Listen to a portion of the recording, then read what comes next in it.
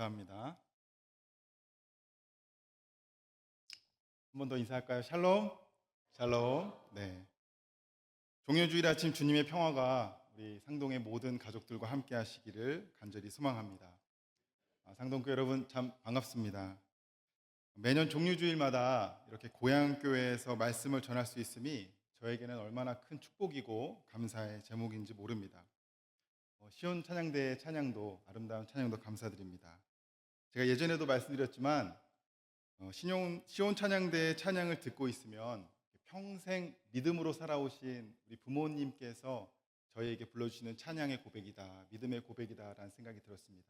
오늘 말씀, 오늘 또 찬양의 제목 내용처럼 주님의 말씀으로 오늘 예배 가운데 우리가 자유함을 누리는 시간 되기를 주님의 이름으로 간절히 축복합니다. 오늘은 좀 아멘을 좀 크게 해주시기 바랍니다. 네, 감사합니다. 제가 이렇게 뭔가 아멘을 요청하는 것 같으면 여러분이 좀 큰 소리로 아멘 했으면 좋겠습니다. 아멘입니까? 감사합니다. 네, 감사합니다. 한 사회학자가 저를 포함한 젊은 세대를 가리켜서 이렇게 호칭했습니다. 고향을 잃어버린 세대라고 말했습니다. 그 주장의 이유는 아파트로 상징되는 급격한 도시화를 겪다 보니 부모와 공동체가 기다리는 고향의 정겨운 추억을 잃어버린 세대가 되었다라는 말이죠.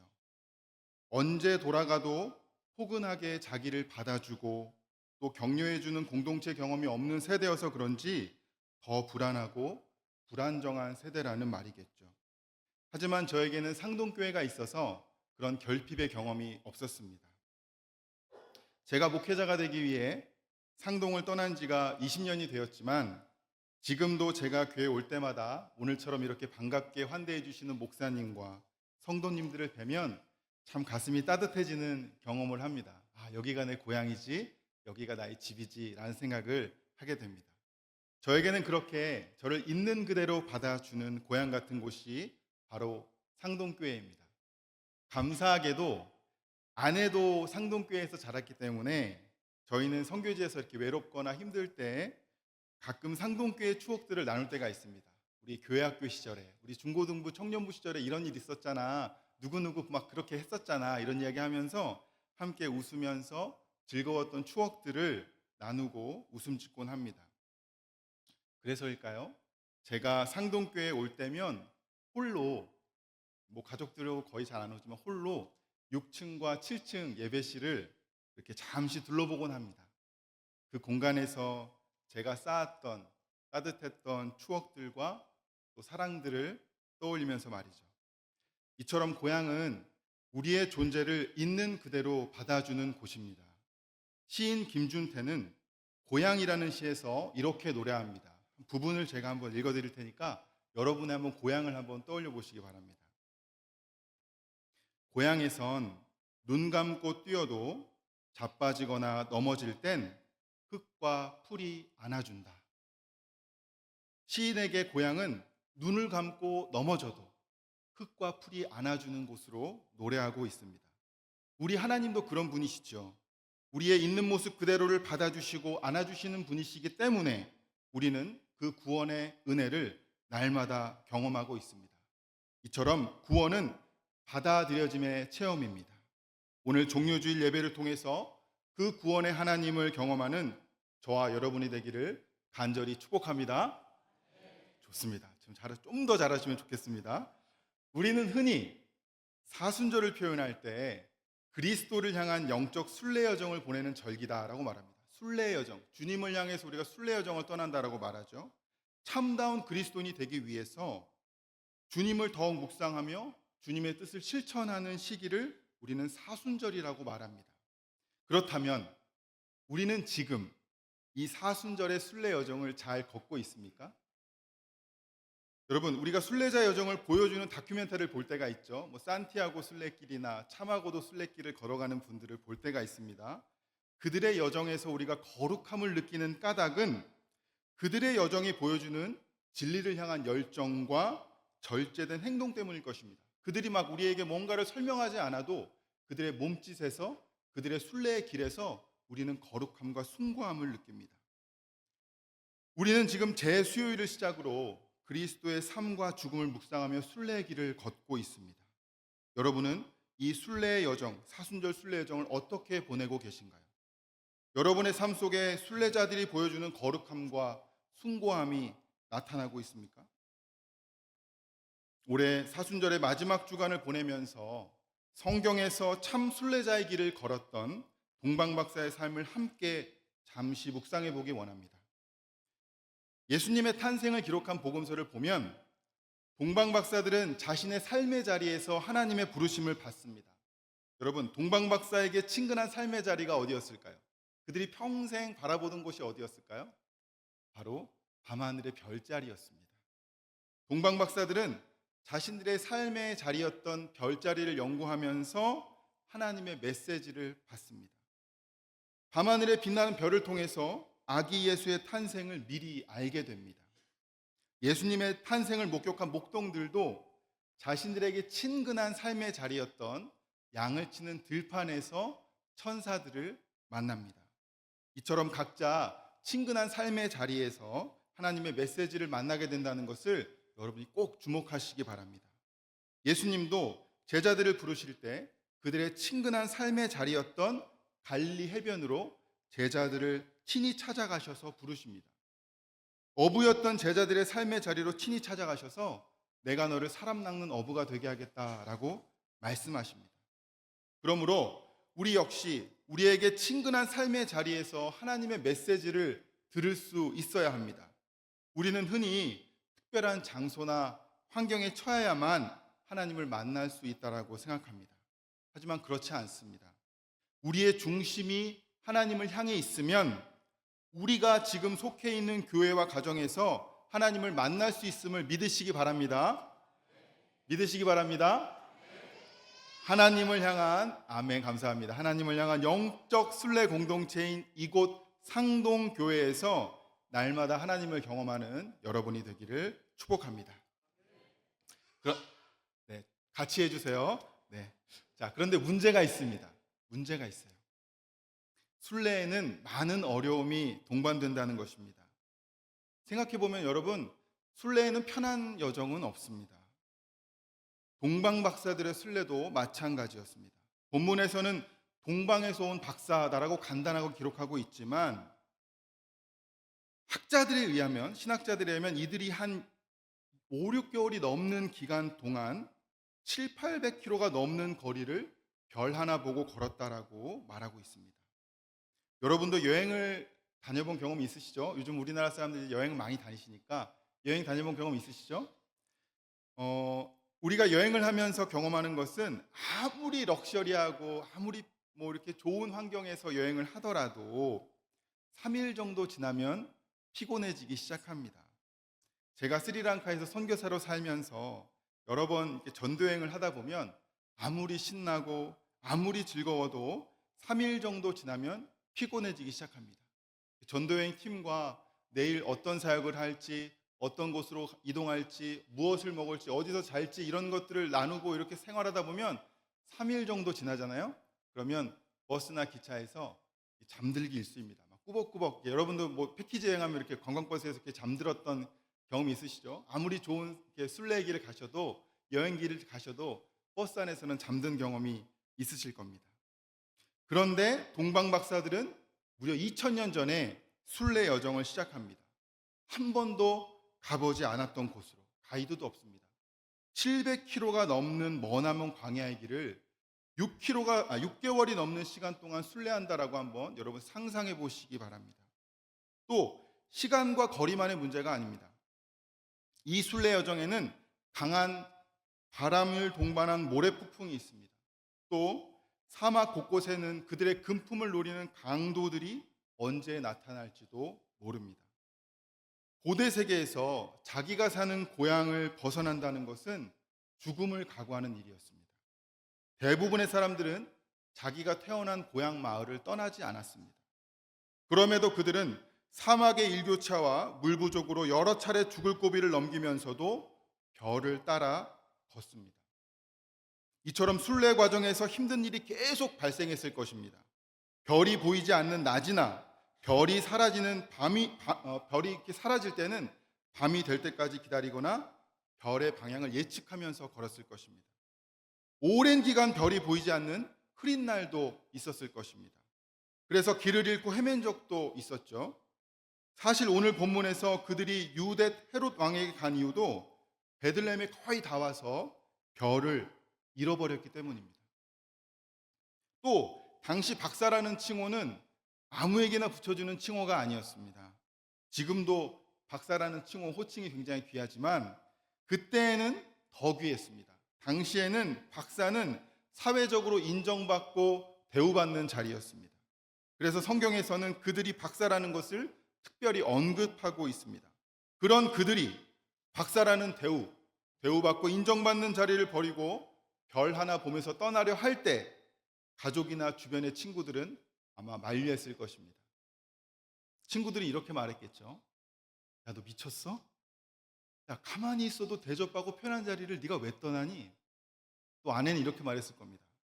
당신 왜 이러해요? 아이들 생각은 안 하세요? 아이들이 이제 장성하고 있는데 저는 그럼 누구랑 살아요? 라고 말하지 않았겠습니까?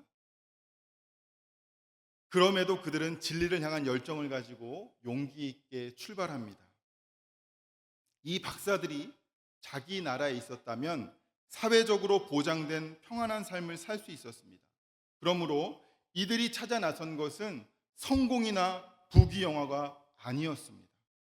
이들은 철저히 진리의 삶을 찾아서 용기 있는 순례의 길을 나선 것이죠. 진리를 향해서 이들은 이 험난한 영적 순례의 길을 걸어간 것입니다.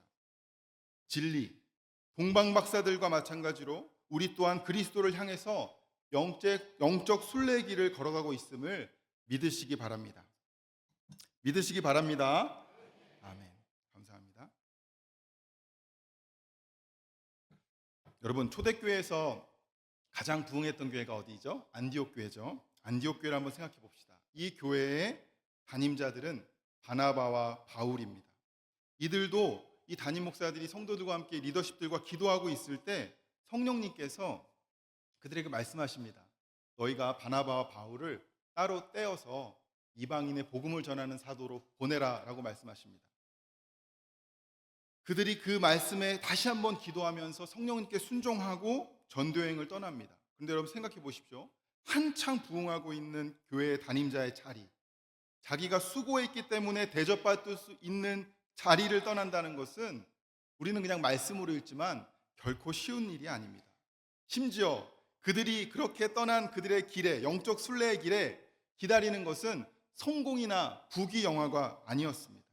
오히려 그들은 복음을 전하는 곳곳에서 박해를 받으면서도 그 예수 그리스도의 복음을 전파합니다. 우리도 마찬가지입니다.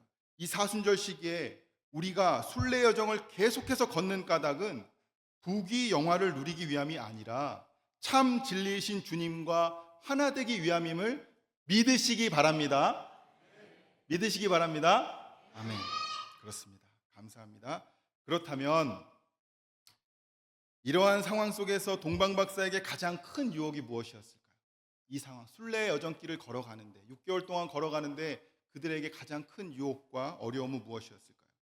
그것은 바로 돌아가고 싶은 마음이었습니다. 자신에게 익숙하고 편한 곳으로 돌아가고 싶은 마음이 왜 없었겠습니까? 내가 고국에 있으면 대접받을 수 있는데 내가 왜 이런 사막에서 이 고생을 하고 있나? 라는 생각 충분히 할 수 있겠죠. 저도 스리랑카에서 막 스리랑카 국가보도 나고 스리랑카가 막 열 몇 시간씩 전기가 정전되고 막 이럴 때 아이들과 가정예배 드리면서 그런 얘기 한 적이 있습니다. 우리가 왜 여기 있나? 한국은 정전이 없는데, 한국은 코로나여도 어디든 갈 수 있는데 왜 우리가 여기 이러고 있나? 라는 생각 할 수 있습니다. 사순절 순례 여정을 걸어가고 있는 우리도 이러한 동방박사의 어려움을 한 번쯤은 더 생각해 보아야 합니다.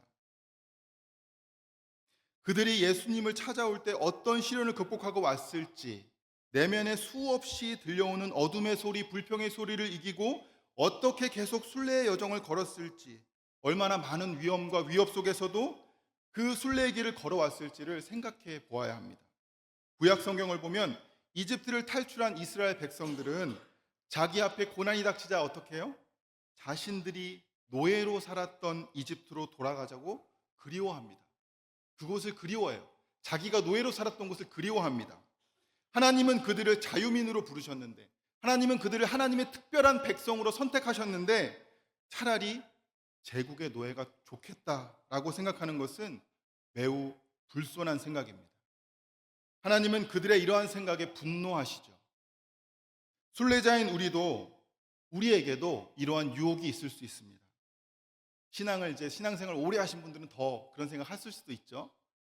이런 생각이죠. 다시 돌아가자고. 이 정도 했으면 이제 편안해지자고. 성도 여러분, 순례는 성공하자고, 편안해지자고 걸어가는 것이 결코 아닙니다. 순례 여정에는 진리 대신 그분을 향한 그리움을 가지고 계속해서 걸어가는 것입니다.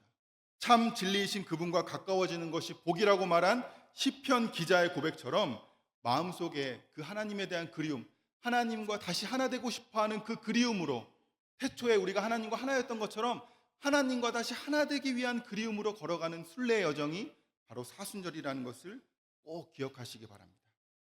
자, 그렇다면 동방 박사는 이러한 유혹과 어려움을 어떻게 극복했을까요? 그들이 끝까지 진리를 향해서 순례 여정을 걸어갈 수 있었던 비결은 과연 무엇이었을까요? 이제 정답을 말씀드리겠습니다. 그 비결은 옆에 함께 순례하는 좋은 벗이 있었기 때문에 가능했습니다. 힘든 순례 여정에 혼자가 아닌 세 사람이 함께 했기 때문에 가능했습니다. 서로 같은 목표를 추구하고 있었던 진리의 벗이 바로 옆에 있었기 때문이죠. 순례 여정 내내 이들은 서로 격려하고 걸었을 것입니다. 한 사람이 시험에 빠져서 괴로워하면 옆에 있는 두 사람이 격려하며 용기를 주었고, 한 사람이 아프면 두 사람이 그를 부축하고 간호해주고 치료해 주었을 것입니다. 지금 잠시 여러분의 좌우 옆을 한번 바라보시기 바랍니다. 좌우 옆을 바라보세요. 그냥 바라보십시오. 지금 네, 바로 가까운 사람을 바라보십시오. 그리고 제 질문에 한번, 저를 이제 보시고 제 질문에 한번 대답해 주십시오. 마음속으로 대답하세요. 마음속으로.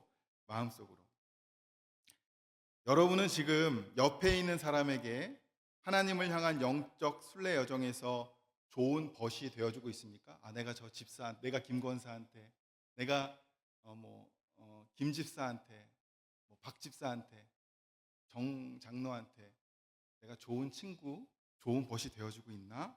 라고 한번 생각해 보시기 바랍니다. 여러분은 여러분의 속회원과 성도들에게 영적 순례에 좋은 벗이 되어주고 있습니까? 여러분, 좋은 벗이란 함께 모여서 남을 험담하면서 막 낄낄거리는 게 아니라 서로에게 영적인 성장에 도움과 회복을 주는 사람들입니다. 그게 좋은 벗이에요. 내 옆에 있는 사람의 영적 성장에, 저 사람에게 어떤 위로가 필요할 때 내가 그 사람에게 좋은 위로와 격려와 동행이 되어줄 때 그것이 영적인 순례의 좋은 벗입니다. 하나님을 향한 영적 순례 여정에는 반드시 좋은 벗이 필요합니다. 우리 안에 속회가 있고 선교회가 있고 성가대와 소그룹이 있는 것은 영적 순례를 위한 좋은 벗이 되기 위함입니다. 그 속에서 우리가 가진 진리를 향해서 함께 깨달음과 감사함과 어려움을 나눌 때에 그 속에서 풍성한 격려가 이루어지고 성령님이 주는 새 힘이 생기기 때문이죠. 동방 박사들도 힘든 순례 여정 속에서 자기 옆에 함께 걷는 벗이 있었기 때문에 때로는 웃을 수 있었고 위로받을 수 있었습니다. 그 힘으로 다시 일어나서 생명과 진리의 근원 대신 예수님을 만나러 순례 여정을 떠난 것이죠.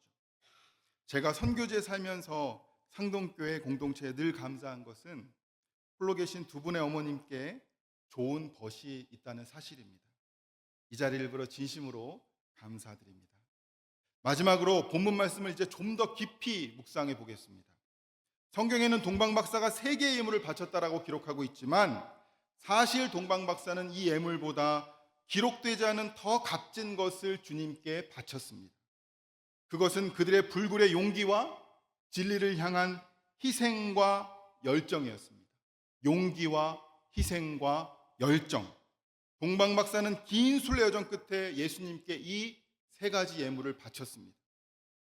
사랑하는 상동교회 성도 여러분, 이 동방박사의 순례가 바로 우리의 순례입니다. 우리의 믿음의 순례길 가운데 주님께 드리는 진리의 신 주님을 향한 용기, 희생, 열정을 주님께 우리가 드릴 수 있습니다. 동방박사는 황금과 유황과 모략을 바치는 것보다 더 귀한 용기와 희생과 열정을 예수님께 바쳤습니다. 우리도 예수님을 따르기 위해서 광야를 건너고 산을 넘는 인생의 순례의 과정을 거쳐야만 합니다. 그 순례의 여정이 쉽지는 않지만 하나님께서 우리에게 상동이라는 이 공동체를 주신 까닭은 함께 좋은 벗이 되어서 이 순례 여정을 완주하라는 것입니다. 사랑하는 성도 여러분, 예수님도 이 종료주일 아침 우리를 위해서 십자가를 지시는 용기와 희생과 열정 속에서 지금 우리 가운데 입성하고 계십니다. 십자가의 길이 매우 고통스럽지만 그 길이 생명의 길이기 때문에 주님은 그 길을 아멘으로 순종하십니다. 그리고 우리에게 그 용기와 희생과 열정을 가지고 주님을 따르라라고 지금 말씀하고 계십니다. 초대교회 성도들을 한번 생각해 보시기 바랍니다. 그들은 예수님이 그리스도이심을 증거하기 위해서 박해 시대에도 불굴의 용기를 내었고 그 진리이신 주님을 위해서 희생했습니다. 순교도 감당했습니다. 그리고 수많은 고난 앞에서도 복음의 열정을 잃지 않았습니다. 그 성도들의 마음을 조금이라도 느끼신다면 이 사순절 기간 주님께 더욱 집중하며 생명과 진리를 위해 투신하는 저와 여러분이 되기를 간절히 소망합니다. 소망합니다. 자, 사순절 순례 여정을 걷고 있는 우리에게 하나님은 물질을 요구하지 않으십니다. 물질을 요구하지 않으세요. 그보다 이 사순절 순례 여정에서 우리에게 동방박사들이 보여준 진리를 향한 용기와 희생과 열정을 요구하십니다. 지금 여러분은 부활하신 주님을 만나기 위해 어떤 예물을 준비하고 계십니까? 이 사순절의 마지막 주간에 주님을 위해 여러분은 어떤 용기를 내시겠습니까? 주님을 위해 어떤 희생을 하시겠습니까? 주님을 위해 어떤 열정을 발휘하시겠습니까? 사랑하는 상동교회 성도 여러분, 성경은 모든 곳에서 하나님의 약속을 믿으며 계속해서 순례의 길을 걸어가라고 격려하는 책이고 응원하는 책입니다. 성경의 수많은 믿음의 조상들이 하나님의 약속을 바라보며 순례자로 살아갑니다. 그들이 뭘 얻어서가 아니라 그냥 하나님이 약속하셨기 때문에 그 약속을 믿음으로 순례의 길을 계속해서 걸어갑니다. 여러분, 이 고난주간 일주일을 정말 순례자로 살아보지 않으시겠습니까? 제가 들은 경구인데요. 여러분 한번 마음으로 곱씹어 보시기 바랍니다. 이런 경구예요. 여행자는 요구하고 순례자는 감사한다. 이런 말이 있습니다. 우리가 일상을 순례자의 마음으로 산다면 이번 고난주간은 어느 때보다 감사로 충만한 한 주간이 될 것입니다.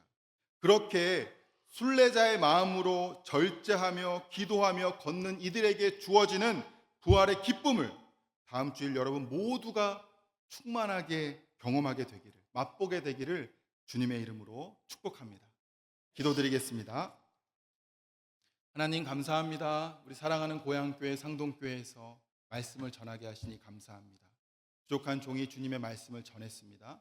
하나님께서 우리에게 순례자로 부르셨고 하나님의 백성으로 부르셨는데 우리가 이 영적 순례에서 이 상동이라는 좋은 벗들과 함께 하나님이 주신 이 순례 여정을 끝까지 완주하는 믿음의 공동체가 되도록 인도하여 주시옵소서. 성령님, 우리가 주님을 의지하며 걸어가는 이 순례 여정 가운데 우리 가운데 격려하시고 용기를 주시고 우리에게 지혜를 주셔서 이 어려운 상황 속에서 정말 하나님의 뜻이 무엇인지를 분별하며 끝까지 순례 여정 걸어가는 상동 공동체 되도록 인도하여 주시옵소서. 주님께 모든 영광 돌리며 이 모든 말씀 살아계시고 우리의 부활의 증거이신 예수 그리스도의 이름으로 기도드립니다. 아멘. 제가 매번 오면 여러분 기도해 주셔서 감사하는 마음에 저희가 어떻게 살고 있는지 한 3분 정도 되는 영상을 준비했거든요. 그 영상 보시고 예배 계속 드리도록 하겠습니다.